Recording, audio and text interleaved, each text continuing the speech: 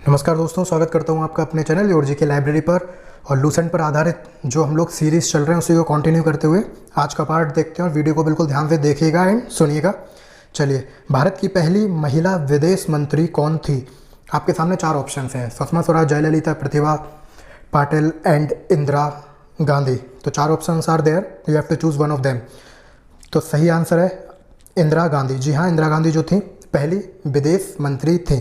ठीक है। अच्छा, आपसे अगर केंद्रीय मंत्री पूछ लिया जाए कि कौन पहले चयनित हुआ था, तो वो है अमृता कौर। कोई भी केंद्रीय मंत्री कैबिनेट में सबसे फर्स्ट जो फीमेल मिनिस्टर थी वो अमृता कौर थी। अगर हम बात करें फर्स्ट आईएएस आपसे कोई पूछ ले तो अन्ना जॉर्ज। ठीक है। कोई आईपीएस पूछ ले, इन्हें तो सब जानते हैं, किरण बेदी। ठीक। इसके बाद अगर आपसे कोई पूछ ले first female president of India, तो ये है प्रतिभा देवी सिंह पाटिल। ठीक। अगर आपसे पूछ ले कांग्रेस की पहली महिला अध्यक्ष, तो वो थी एनी बेसेंट। ठीक है। लेकिन अगर भारतीय महिला पूछ ले तो वो थी सरोजनी नायडू। ठीक है। अच्छा, नोबेल पुरस्कार सबसे पहले किस भारतीय महिला को मिला, तो वो थी मदर टेरेसा। इतना याद रख लोगे। अच्छा, अगर आपसे पूछ ले भारत की प्रधानमंत्री, पहली महिला प्रधानमंत्री, तो वो इंदिरा गांधी ही थी। ठीक है। ज्ञानपीठ पुरस्कार सबसे पहले किस महिला को मिला, तो वो है आशापूर्ण देवी। ठीक है, आशापूर्णा देवी। अच्छा, प्रथम महिला शासक हिस्ट्री में, अब देखो शासक तो होते थे हिस्ट्री में, तो कौन था? रजिया सुल्तान। यही पहली महिला शासक थी। ठीक है। इन्होंने दिल्ली पर राज किया था 4 साल। ठीक। उसके बाद अगर आपसे पूछ ले कि लोकसभा अध्यक्ष, प्रथम लोकसभा अध्यक्ष वो भी कौन महिला, तो वो है मीरा कुमार। ठीक है, मीरा कुमार। इसके बाद राष्ट्रीय महिला आयोग का प्रथम अध्यक्ष पूछ सकते हैं, तो वो है जयंती पटनायक। ओके। चलिए नेक्स्ट, माउंट एवरेस्ट की शिखर तक पहुंचने वाली पहली महिला और हर महाद्वीप के सर्वोच्च शिखर पर चढ़ने वाली पहली महिला कौन थी? तो चार ऑप्शन है आपके पास। जंको तबई है, बचेंद्री पाल है, संतोष यादव है और प्रेमलता अग्रवाल है। तो आपका सही आंसर क्या है बताइए जरा। तो ये बिल्कुल सही, जंको ताबई। ठीक है ना। अच्छा, जो बचेंद्री पाल है वो सबसे पहले माउंट एवरेस्ट पे चढ़ी थी।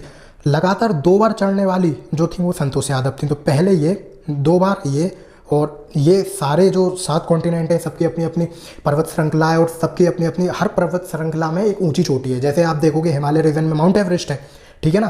तो सबको इन्होंने माउंट कर लिया है, ये उन पे चढ़ चुकी हैं। ठीक है। तो उनका नाम आपको याद रखना है, जंको ताबेई।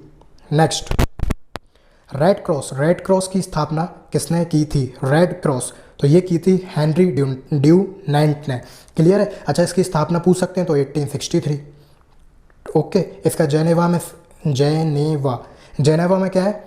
हेडक्वार्टर है, जो कि कहाँ है? स्विट्जरलैंड में। अच्छा, कभी सोचा है आपने, बहुत सारे पढ़े होंगे हेडक्वार्टर जो स्विट्जरलैंड में पाए जाते हैं, मोस्टली इन जेनेवा। ठीक है ना।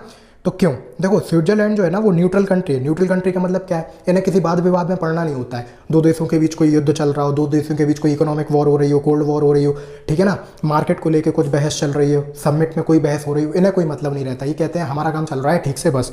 इनका ना किसी से वाद विवाद है, ना किसी से झड़प है किसी भी टाइप की। तो इसको न्यूट्रल कंट्री मानते हैं ये लोग, इसलिए डेवलप भी बहुत ज़्यादा है, आप देख सकते हो। ठीक है ना। खुशहाल जीवन जीते हैं, मस्त एंजॉय करते हैं अपनी लाइफ को।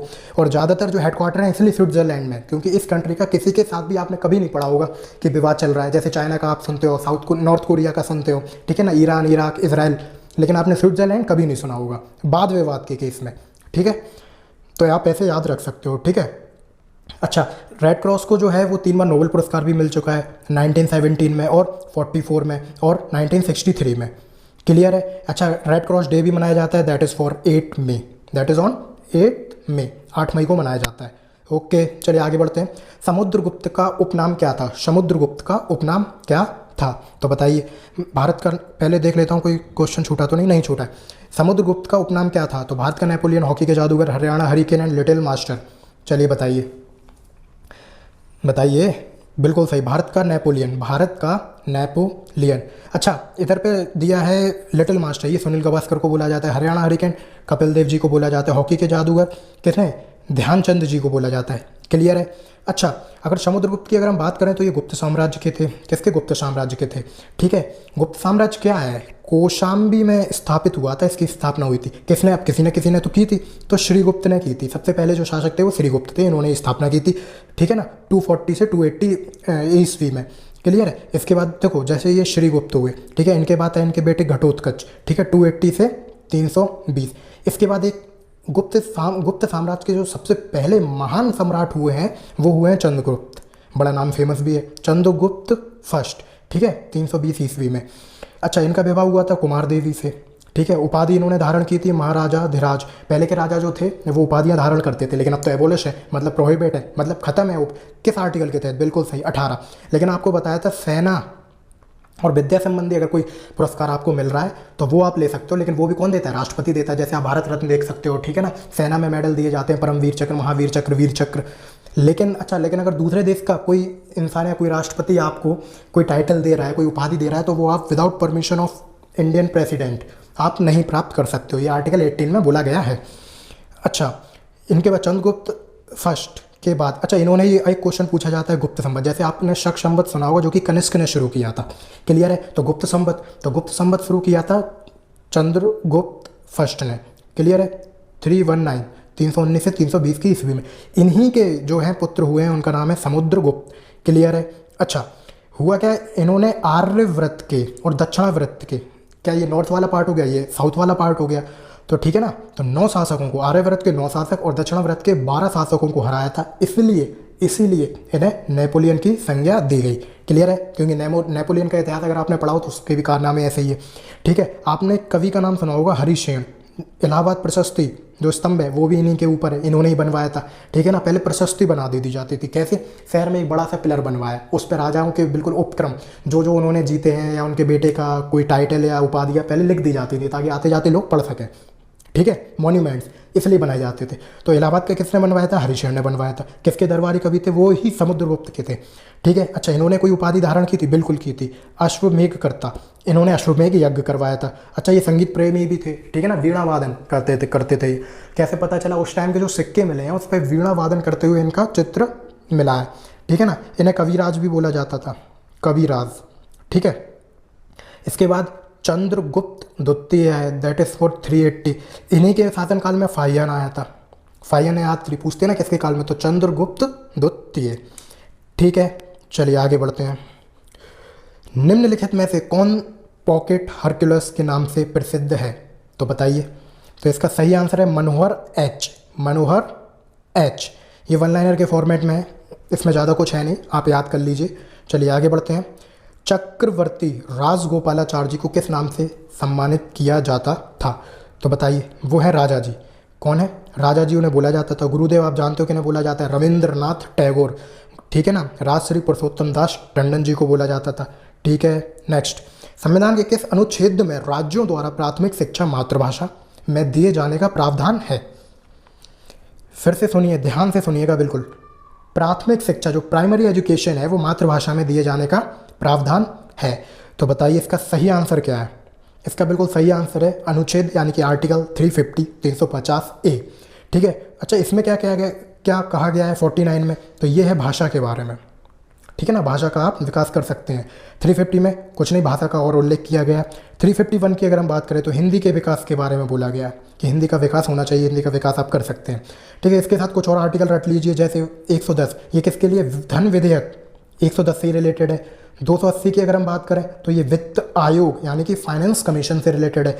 इससे अभी कौन सा 15वां फाइनेंस कमीशन जो है वो लागू हो रखा है। इसके जो अध्यक्ष हैं वो कौन है? N.K. सिंह, ठीक है, N.K. सिंह। अच्छा, कोई भी कमीशन होता है उसका एक सचिव भी होता है, ठीक है। तो अजय भूषण पांडे ये इसके सचिव है, किसके? 15वें फाइनेंस कमीशन के आयोग के। तो 14वां भी तो रहा था पहले, बिल्कुल रहा था। तो 14 जो था Y.V. रेड्डी, आप ऐसे याद रखिए, ठीक है। अच्छा, आपको पता है कि 352 के तहत आपात लगाया जाता है। 356 अगर राज्य में प्रजातंत्र विफल हो जाए। 360 क्या है? फाइनेंस, ठीक है ना, वित्तीय आपात। और 368 क्या है?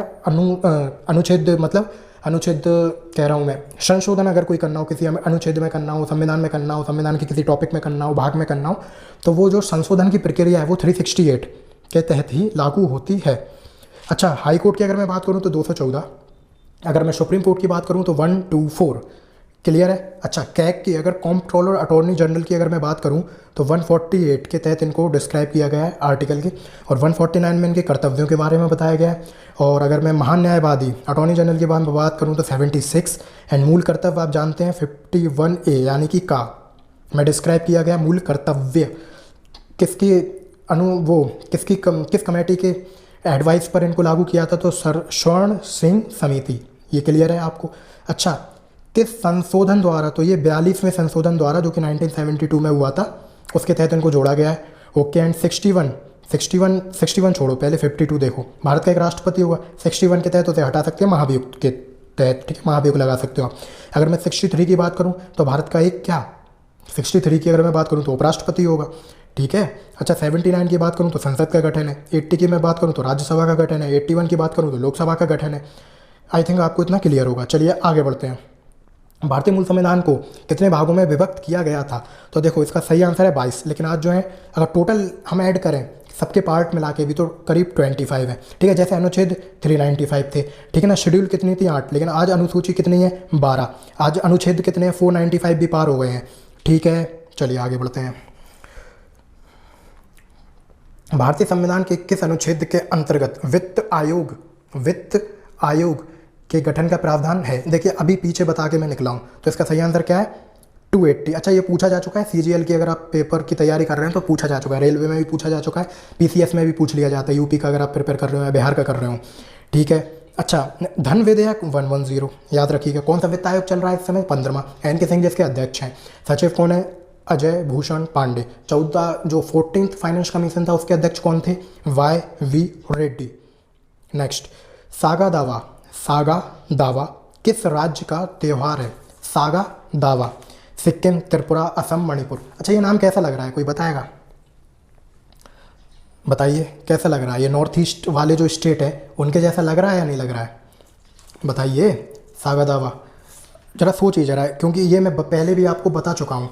और देखो अब आपको बिल्कुल समझ जाओगे, ये सिक्किम का है, ठीक है ना। कैसे याद रखोगे? सा से सिक्किम, सा से सागा, ठीक है। अच्छा, कुछ और त्यौहार रट लो, महोत्सव, मेले, जैसे मांडू मध्य प्रदेश में होता है। एक पूछा जाता है लोसार कहाँ है भाई? लोसार हिमाचल प्रदेश। फागली हिमाचल प्रदेश, ठीक है। नारंगी, अच्छा, संतरा जो कि नारंगी कलर का होता है। अच्छा, चेरी ब्लॉसम और शंघाई, ये कहाँ है? मणिपुर में मनाए जाते हैं, ठीक है। अच्छा, अगर हॉर्नबिल फेस्टिवल की अगर मैं बात करूँ तो ये नागालैंड का है। 2019 में नागालैंड में, लेकिन ये 2020 में कहाँ मनाया गया? त्रिपुरा में मनाया गया। बिल्कुल याद रखिएगा, कोई कन्फ्यूजन माइंड में नहीं रखना है। चापचर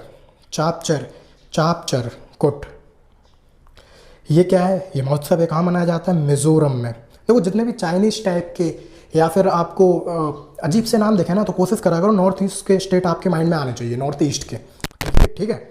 जैसे देखो शंघाई मणिपुर हो गया, ठीक है। चेरी ब्लॉसम मणिपुर हो गया, ठीक है। नारंगी से आपको लग रहा होगा शायद संतरा, औरंगाबाद की बात हो रही है, लेकिन ऐसा नहीं है, ठीक है ना। कुछ डिफरेंस भी होते हैं तो उनको आपको याद रखना है एक्सेप्शन की तरह, ठीक है। जैसे देखो नुखाई, अब ये लग रहा है जैसे नॉर्थ ईस्ट का है, लेकिन नहीं, ये उड़ीसा का है, ठीक है। उड़ीसा में मनाया जाता है।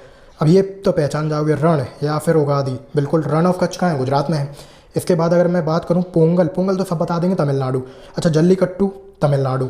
अच्छा, काला घोड़ा बहुत पूछा गया है, ये कहाँ है? महाराष्ट्र में है। अच्छा, गुड़ी पर्व, ये कहाँ है? महाराष्ट्र में है। अगर इतना क्लियर है तो फिर मैं आगे बढ़ता हूँ। 1891, देखो मैंने इसका आंसर ही बोल दिया। रोवर्स कप कब आरंभ हुआ? तो ये 1891 में हुआ। अच्छा, रोवर्स कप किससे रिलेटेड है? देखो आप लोग पेपर देने जा रहे हो, ठीक है। अच्छा, और बिल्कुल सीरियस हो जाइए, क्योंकि सारे पेपर रीशेड्यूल हो चुके हैं, सबकी डेट्स आनी शुरू हो गई हैं। अभी SSC भी कैलेंडर जुलाई में जारी कर देगा, तो बिल्कुल फोकस होकर पढ़िए। जितने भी आपके पर्सनल अफेयर्स इस टाइम हैं, पर्सनल अफेयर्स मीन्स कोई भी ऐसी गतिविधि, कोई भी ऐसी एक्टिविटी अगर आप करते हैं जो टाइम वेस्टिंग है, जो इंपॉर्टेंट नहीं है इस वक्त, उन सबको रोक दीजिए। बिल्कुल फोकस होकर पढ़ना है। और एग्ज़ाम शुरू होने ही वाले हैं, जो कि आप जानते हैं अगस्त से सारे एग्ज़ाम शुरू हो जाएंगे, ठीक है। तो कुछ भी नहीं सोचना है, कुछ भी ऐसे कुछ करना ही नहीं है जिसमें आपका टाइम वेस्ट हो। फोकस से स्टडी करनी है। दोस्ती यारी सब कुछ ख़त्म कर दो, बंद कर दो, और बिल्कुल अपने आप को एक कमरे में बंद कर लो और पढ़ाई शुरू कर दो, ठीक है। क्योंकि अगर जॉब होगी तो सब पूछेंगे, आपके बात की वैल्यू होगी, आपकी वैल्यू होगी, रिस्पेक्ट होगी। और अगर जॉब नहीं है तो ना आप कितना ही कुछ कर लीजिए, कितना ही कुछ दोस्ती निभा लीजिए, घर में भी इवन ना आपकी वैल्यू होगी, ना आपकी बात की वैल्यू, ना आपकी रिस्पेक्ट। चाहे आप बात कितनी ही अच्छे कर रहे हो, कितनी ही लॉजिकल बात कर रहे हो, कोई वैल्यू नहीं देता है। सबको मतलब है किस चीज़ से? रिजल्ट से। मेहनत कभी नहीं देखी जाती। भले ही आप रात दिन पढ़ रहे हो, सिलेक्शन हो सकता है 1-2 नंबर से रह जाते हो, लेकिन वो कोई नहीं देखेगा कि रात दिन आपने पढ़ाई की थी। सबको क्या चाहिए? रिजल्ट, ठीक है ना। एक वो कहावत है ना हिंदी में, उगते सूरज को ही सब सलाम करते हैं। एग्जैक्टली तो इसी को आप इसी मोटिवेशन के साथ जारी रखिए अपनी पढ़ाई। चलिए क्वेश्चन को देखते हैं। तो 1891 मैंने आपको बता दिया, ठीक है। अच्छा ये फुटबॉल, देखो पेपर देने जब जाते हो ना तो आपको देखा होगा आपने कप या ट्रॉफीज देखी होंगी, क्वेश्चन पूछे जाते हैं, जैसे ये पूछा गया किस सन में, ठीक है ना। तो 3 गेम की आपको बिल्कुल रटी होनी चाहिए। कौन कौन सी? एक तो फुटबॉल, एक क्रिकेट और एक टेनिस। बस ये 3 का रट लो, बिल्कुल याद कर लो, क्योंकि इन्हीं की पूछे जाते हैं। जैसे फीफा आप जानते हैं फुटबॉल से है, डुरंड आप जानते हैं फुटबॉल से है, कोपा भी लर्न कीजिए ये फुटबॉल से, सुब्रोतो मुखर्जी पूछा गया है ये भी फुटबॉल से रिलेटेड ट्रॉफी है, और संतोष ट्रॉफी ये भी फुटबॉल की, और रोवर्स कप भी फुटबॉल का ही है। अच्छा क्रिकेट की अगर मैं बात करूं तो देखो चैंपियंस ट्रॉफी ये क्रिकेट में, ईरानी, रणजी, आईसीसी तो सब जानते हैं, ठीक है। शारजहाँ ये शायद आपको और लग रहा होगा नाम सुनने में। दिलीप, क्लियर है खेल का हो गया। अगर टेनिस का देखिए विंबलडन खेला जाता है, आपको पता है, French open, Australian open, federation cup, ठीक है। डेविस कप, क्वेश्चन आता है कि डेविस कप किस खेल से रिलेटेड है, लोग कंफ्यूज हो जाते हैं फुटबॉल है या टेनिस है, लेकिन ये टेनिस से रिलेटेड है, ठीक है। ऑस्ट्रेलियन ओपन आपने और सुना होगा, ग्रैंड स्लैम खेला जाता है, वो भी टेनिस से रिलेटेड है। हॉपमैन वो भी टेनिस से ही है, क्लियर है, ओके। अच्छा अगर गेम की बात हो ही रही है तो ओलंपिक की हम बात कर लेते हैं। ओलंपिक का जो है वो जारी हो चुका है, ठीक है। अच्छा देखो ओलंपिक कितने कैसे याद रखोगे, देखिए देखो मैं बताता हूँ। ओलंपिक देखो एक तो समर होते हैं, एक विंटर होते हैं और समर यूथ होते हैं ओलंपिक, क्लियर है। तो इसका जो वेन्यू याद रखना होगा, क्योंकि पूछा जाता है, जैसे 2026 का समर यूथ कहाँ होगा, तो वो होगा डकर, कहाँ है, सेनेगल में, ठीक है। अच्छा अगर मैं विंटर की बात करूँ, विंटर ओलंपिक गेम कहाँ होंगे, तो 2022 में, और 2000 हर 4 साल की गैप में होते हैं इंटरवल में, तो 2022 में बीजिंग कहाँ है, चाइना में है। 2026 मिलन एंड कॉर्टिना जो कि कहाँ है, इटली में, क्लियर है। बीजिंग में जाके मिलन होगा कॉर्टिना और इटली का, ऐसे याद रख लो। 26 में और 22 में। समर ओलंपिक की अगर मैं बात करूँ तो देखो 2021, 2024, 2028 और 2032 का कैसे याद रखोगे, TPLB, बी फॉर ब्रिस्बेन यानी कि जो कि ऑस्ट्रेलिया में है, ये लॉस एंजलिस है, ठीक है, और ये पेरिस है, और T for Tokyo that is for Japan, बोलो हाँ। चलिए आगे बढ़ते हैं। दूध सागर झरना कहाँ स्थित है, दूध सागर, तो इसका सही आंसर क्या होगा बताइए। तो देखो ये है गोवा, ठीक है ना। अब जब आप महाराष्ट्र, गोवा, कर्नाटक, केरल, तमिलनाडु होते कन्याकुमारी जब आप जाते हो तो दूध सागर झरना पड़ता है, ठीक है। आपने चेन्नई एक्सप्रेस मूवी देखी है, उसमें दिखाते हैं जो झरना वो दूध सागर ही है, ठीक है। अच्छा झरना की अगर बात की है तो, और वाटर बॉडीज़ की अगर मैं बात करूँ तो झील की मैं बात करता हूँ, जैसे झील बहुत पूछी जाती हैं। तो देखो सबसे पहले तो देखो झीलें बेसिकली इंडिया में कहाँ है, माइंड मैप बना लो एक इंडिया का अपने माइंड में, ठीक है ना। पेपर पे नहीं बनाना है, माइंड में बनाना है। स्टेट याद करने की कोशिश करो, देखो या तो जम्मू कश्मीर में, पहाड़ी इलाकों में तो होनी ही होनी है झील, ठीक है, क्योंकि ग्लेशियर से बनती हैं झीलें, ठीक, वरना नदियों से। अब देखो ध्यान से, एक तो जम्मू कश्मीर हो गया, और कहाँ हो सकता है, उत्तराखंड में, बिल्कुल सही, और कहाँ हो सकता है, हिमाचल प्रदेश में हो सकता है, और कहाँ, ठीक है ना। अच्छा कुछ झीलें जो है वो उल्का पिंड के गिरने से भी बनते हैं, एस्टेरॉइड से, जैसे लोनार वगैरह हो गया महाराष्ट्र में, ठीक है ना। मणिपुर नॉर्थ ईस्ट पहाड़ी इलाका है ही आपका, ठीक है। चलिए अब याद कैसे रखोगे कौन सी झील कहाँ है, तो देखो जम्मू कश्मीर में जैसे काफ़ी सारी झीलें, कन्फ्यूज़ हो जाते होंगे आप, तो देखो डल, वुलर और मानस, ठीक है ना, DVM, ठीक है, DVM, तो ऐसे रट लो। और जिन झीलों की मैंने आपको पहले भी बता रखा है कि जिन झीलों के नाम के बाद में एज अ सफिक्स नाग नागिन लगाओ, समझ लेना जम्मू कश्मीर की है। कैसे, आपने बैरीनाग सुना है, शेषनाग सुना है, अनंतनाग सुना है, नागिन झील सुना है, ये सब जम्मू कश्मीर में। ख़त्म काम, बताइए ख़त्म है, जम्मू कश्मीर ख़त्म, बिल्कुल याद हो गया ना। अब बात करते हैं सब कुछ राजस्थान, राजस्थान में बहुत है। तो देखो राजस्थान में ये कैसा शहर है, कैसा स्टेट है, राजा महाराजाओं का स्टेट है, ठीक है ना, राजपूत, राठौर, इस टाइप के लोगों का।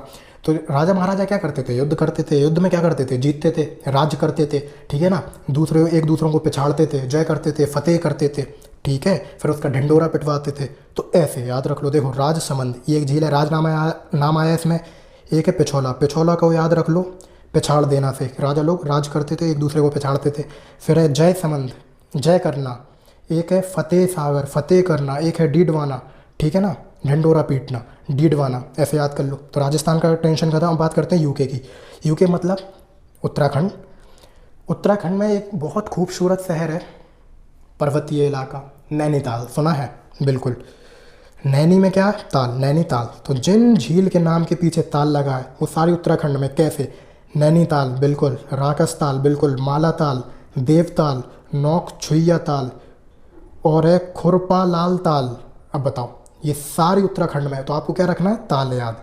उधर क्या है, जय समंद फतेह याद रखना है। उधर क्या रखना है, नाग, नागिन, ठीक है, और DVM। अच्छा, लोनार, लोनावला वगैरह आपने नाम सुनेंगे। लोखंड, ऐसे जो वर्ड यूज़ होते हैं वो महाराष्ट्र साइड यूज़ होते हैं, ठीक है ना, तो वो कहाँ, महाराष्ट्र।